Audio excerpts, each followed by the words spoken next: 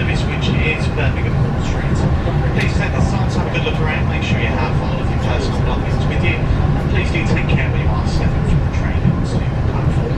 You need to have your tickets handy for the automatic ticket barriers that are in operation at this station, and you can also change here for services through to Worcester Foregate Street and Worcester Hill via Kidderminster from platform number 2, and also for services towards Stratford upon Avon from platform 1. You can also change here for other connecting National Rail services across the West Midlands and through to the north from Birmingham Moor Street station, which is approximately 5 minutes from the front of Birmingham Moor Street.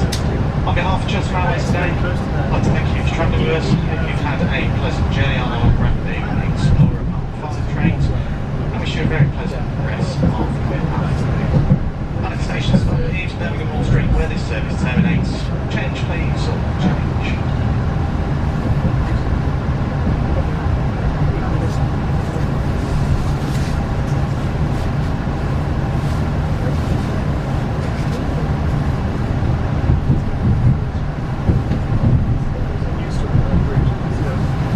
Thank you for travelling with Chiltern Railways. We hope you had a pleasant journey and look forward to seeing you again.